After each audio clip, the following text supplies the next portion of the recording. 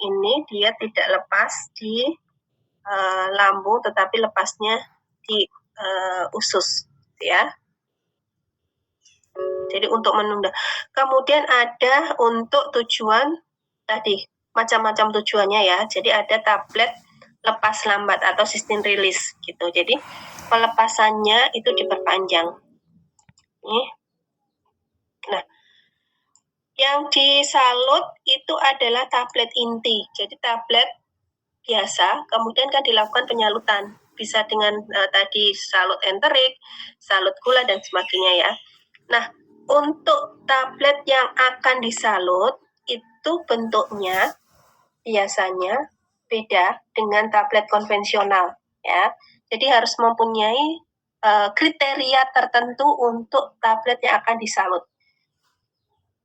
Jadi tablet yang akan disalut, dia harus mempunyai ketahanan terhadap abrasi, ya, terhadap abrasi, sehingga dia tidak akan menyebabkan ketika disalut itu kan terjadi proses ya, tabletnya itu diputar-putar gitu, tidak akan menyebabkan gumpil gitu ya, atau terkikis ya. Jadi abrasi di sini itu bisa menyebabkan tablet menjadi berkurang ya dengan cara terkikis atau gumpil. Jadi kenapa? Karena pada saat proses penyalutan itu akan terjadi benturan-benturan antara apa? Antara tablet dengan tablet atau tablet dengan wadah pencampurnya, ya, wadah penyalutnya gitu. Itu.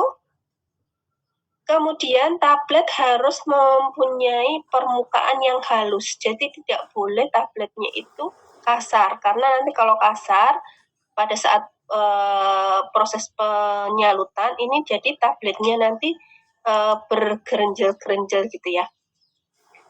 Kemudian tabletnya yang ideal itu sebenarnya bulat agar lebih mudah mengalir, tetapi bisa juga tidak bulat ya. Jadi kalau kalian amati tablet salut ya, itu biasanya kan tidak mempunyai sudut yang 90 derajat gitu ya, tidak seperti tablet konvensional. Contohnya misalnya kalau kaplet yang salut itu yang contoh untuk tujuan melindungi lambung, itu karena menyebabkan lambung menjadi perih, itu contohnya adalah golongan diklofenak ya, kemudian asam mefenamat ya. Coba kalian perhatikan ya, tablet-tablet tersebut kan biasanya tidak ada sudutnya yang 90, artinya yang runcing gitu ya. Itu kan biasanya agak bulat. Kalau asam mefenamat misalnya itu kan dia lonjong, tetapi dia sudut-sudutnya itu tidak ada halus ya, atau golongan diklofenak misalnya ya, bermacam-macam itu pasti dia halus gitu ya. Jadi permukaannya itu membulat gitu ya, melengkung ya, tidak runcing gitu. Karena ini akan memudahkan pada saat penyalutan ya. Kemudian permukaan tablet itu harus dia mudah terbasahi, tidak boleh yang hidrofob ya, tidak boleh yang hidrofob. Kemudian tablet juga tadi yang tahan terhadap abrasi tadi, jadi dia mempunyai kekerasan tertentu ya, kekerasan tertentu. Jadi kemudian juga tidak boleh cepat untuk mengeluarkan yang serpihan itu ya, tidak boleh rapuh ya. Selain harus kuat, mempunyai kekerasan tertentu, tidak rapuh gitu ya. Kemudian untuk alat bisa panci standar, bisa yang ada lubangnya, ini yang untuk dipakai di industri gitu ya.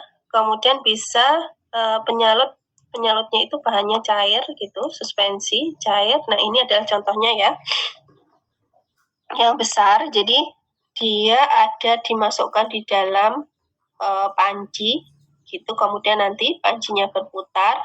Kemudian untuk penyalutnya bisa dia bisa penyalutnya itu cair yang ada di panci ini, tetapi bisa juga disemprotkan, disemburkan, gitu ya. Kalau untuk gula biasanya langsung berupa cair gitu, kemudian nanti berputar. Ya, ini ada untuk blower untuk pemanas gitu ya, sehingga nanti kalau disemprotkan itu langsung kering. Tuh. Ini untuk alatnya. Ya, atau untuk yang sederhana seperti ini, ya. Jadi nanti ini berputar, ya, tabletnya masuk ke dalam panci ini. Kemudian pada saat proses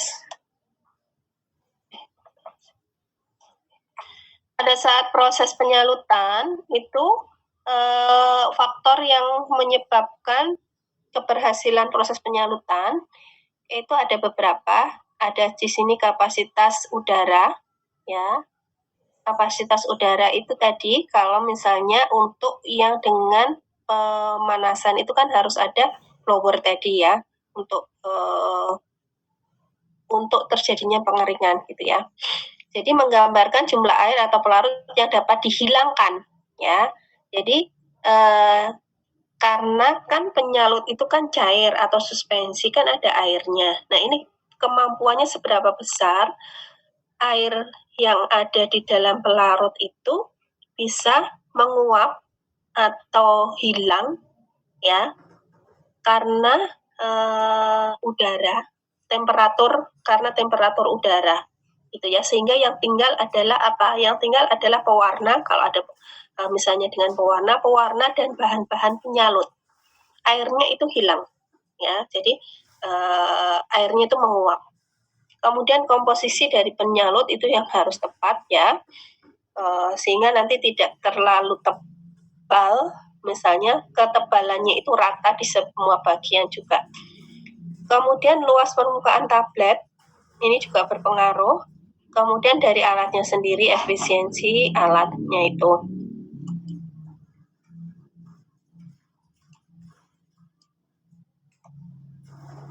Kalau ini adalah proses tablet salut gula.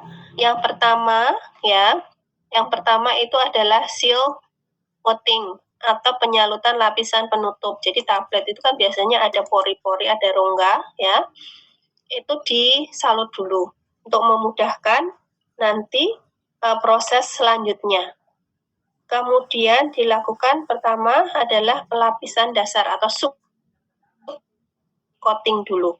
Kemudian dilapisi dengan cairan gula ya atau sirup coating.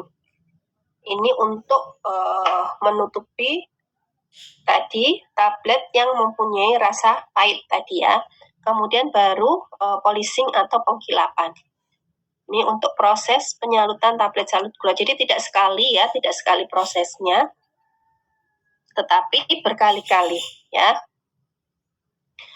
Nah untuk kan pertama tadi adalah dengan seal ya, atau menutup pori-pori ya, menutup pori-pori pada tablet atau membuat tablet agar lebih halus, lebih mudah untuk diproses selanjutnya.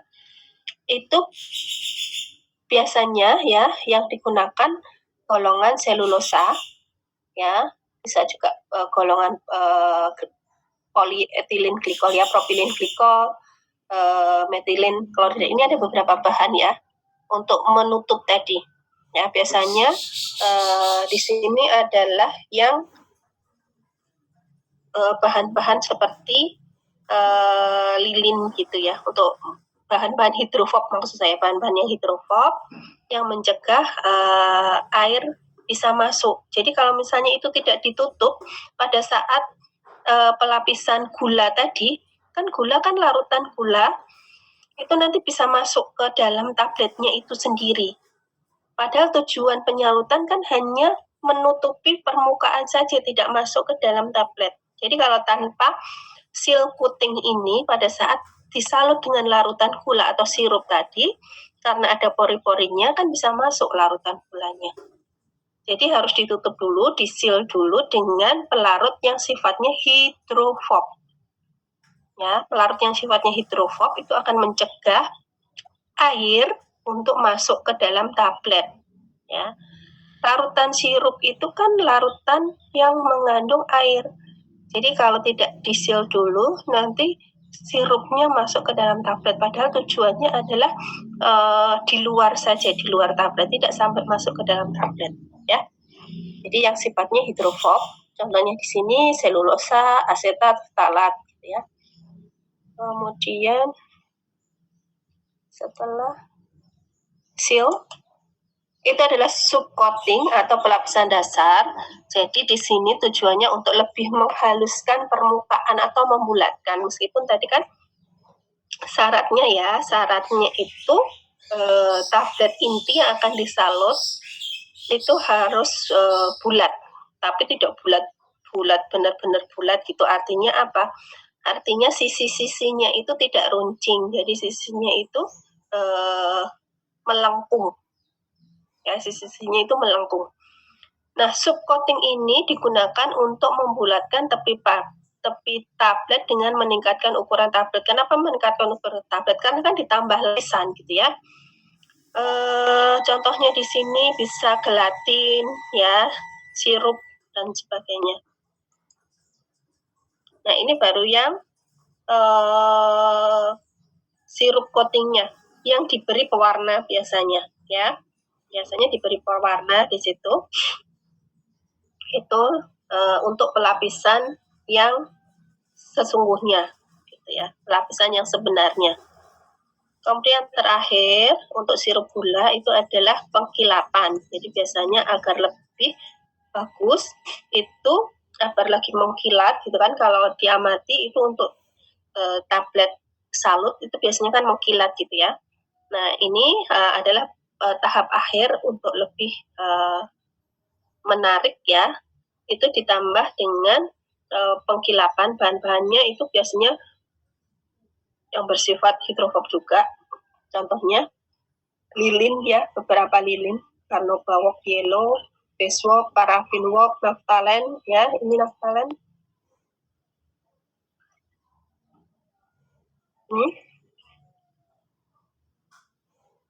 Nah, untuk penyalutan sendiri itu kalau untuk tablet lapis tipis itu metodenya bisa dengan menggunakan panci tuang. Itu artinya tadi panci, tetapi cairan penyalutnya itu langsung dituangkan, ya. Kemudian ada panci semprot. Jadi cairan penyalutnya itu disemprotkan. Kemudian ada yang proses fluidized bed. Jadi menggunakan masih ini sebenarnya hampir sama dengan disemprot, tetapi dalam semprotannya itu ukurannya lebih kecil dan biasanya langsung di situ setelah disemprot kemudian ada sistem untuk pengering, jadi semprot langsung dikeringkan, ya. Semprot kering adalah fluidized bed. Nah, untuk beberapa bahan penyalut ini membentuk lapisan tipis, ini beberapa bahan yang non enterik. Ini HPMC, etil selulosa, kemudian yang enterik itu golongan selulosa. Kemudian untuk pelarut yang digunakan, ya, itu pelarut yang digunakan bisa air, ya, bisa etanol, bisa isopropil, isopropanol atau isopropil alkohol, ya. Ada beberapa, kemudian aseton, ini. Kemudian ada plasticizer di sini, ya. Di sini itu cairan yang nanti ditambahkan ya untuk menambah fleksibilitas ya atau kekuatan dari tablet tadi, misalnya propilin glikol gitu ya, surfaktan seperti spantuin gitu. Kemudian pewarna ya, kalau pewarna adalah golongan FDNC. Jadi untuk pewarna pada sediaan farmasi harus masuk dalam kategori FDNC, bukan pewarna yang industri, gitu ya. Jadi untuk yang food drug and cosmetic. Kemudian ada bahan yang digunakan untuk meningkatkan penutupan lapisan. Jadi ini meningkatkan bisa menutup sisi seperti menutup pori-pori atau biasanya juga ini untuk memburamkan gitu ya. Contohnya di sini adalah titanium dioksida TiO2, kemudian silikat SiO gitu ya. Kemudian bisa dengan aluminium hidroksida. Kemudian bahan-bahan khusus dalam larutan penyalut bisa juga ditambahkan pengaroma ya dan perasa ya. Kalau untuk salut gula tentu saja itu bukan perasa ya. Yang di sini kalau perasa, kalau misalnya untuk salut-salut lain ini jika diperlukan ya. Nah, seperti pada saat pembuatan tablet, pada proses penyalutan ini juga ada beberapa masalah yang sering terjadi, ya, misalnya pelekatan atau penggumpalan. Jadi satu tablet dengan tablet lainnya itu lengket jadi satu, gitu ya. Atau kasar, ya, salutnya itu kasar, tidak halus. Kemudian efek kulit jeruk, jadi berkeriput gitu, atau melepuh gelembung, atau mengkaput. Jadi ada di tabletnya itu ada sebagian yang warnanya agak putih gitu ya, ada putih-putih gitu. Jadi misalnya tabletnya itu seharusnya warna merah, tapi ada beberapa yang putih-putih yang berkabut gitu ya, putih-putih. Kemudian variasi warna, artinya ada warna yang terang, ada warnanya yang warnanya kurang terang gitu. Jadi ada yang merah banget kalau misalnya tabletnya merah, kemudian ada yang merahnya itu kurang. Kemudian bisa juga pecah tabletnya kalau tadi syarat kekerasan ya, kekerasan tablet itu tidak dipenuhi, itu kemungkinan bisa terjadi pecah karena kan diputar-putar gitu ya, diputar-putar di dalam panci. Tuh. Ini. Jadi kalau kita lihat kan di sini ini ada aliran udara ya di sini. Kemudian di sini ini adalah tabletnya ya.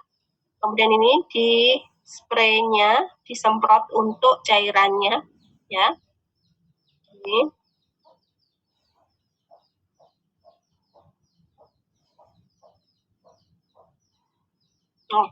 Ini adalah contoh ya, contoh untuk penyalutan tablet. Tablet kopi drogel bisulfat ya. Tablet kopi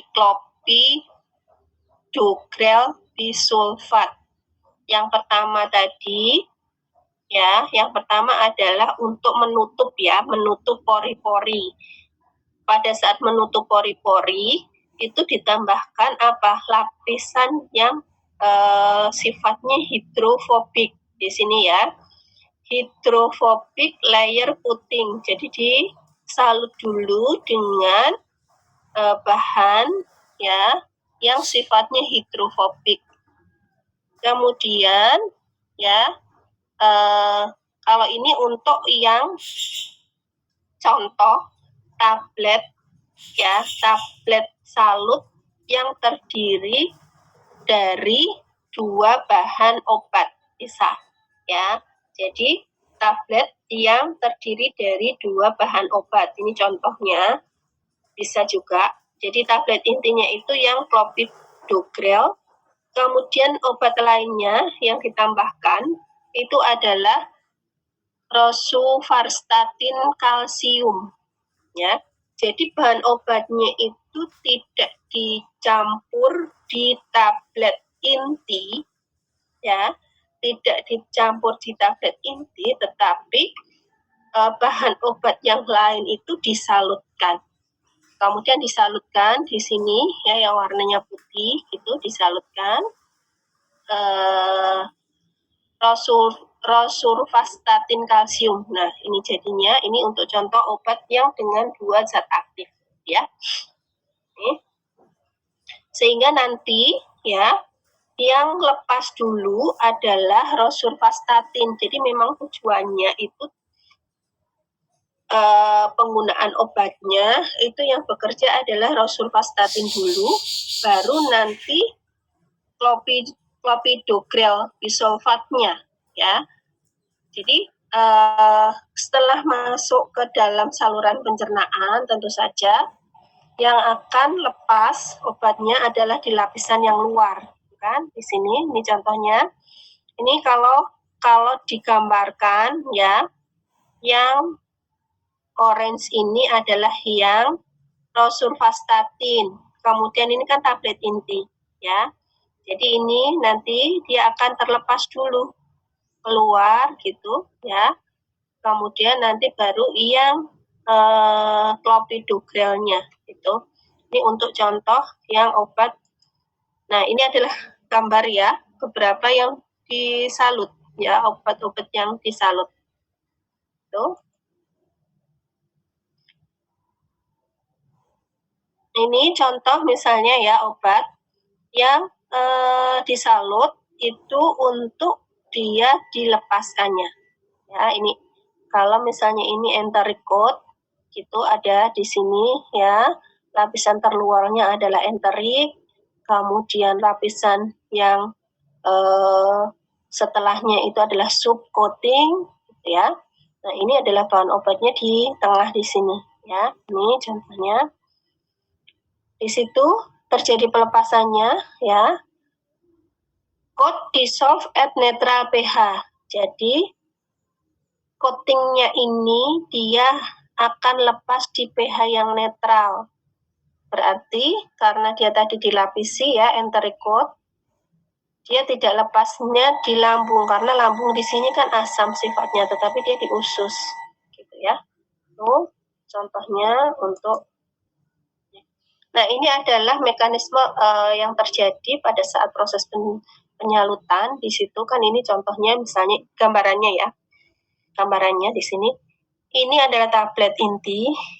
Kemudian ini ada serbuk-serbuk tadi yang untuk penyalut ya kan, serbuk yang untuk penyalut atau bahan-bahan penyalut. Kemudian di sini kan ada airnya di sini. Ini kan nempel nanti lama-lama nempel terus gitu dan seterusnya. Ini akan numpuk-numpuk gitu untuk proses penyalutan. Itu.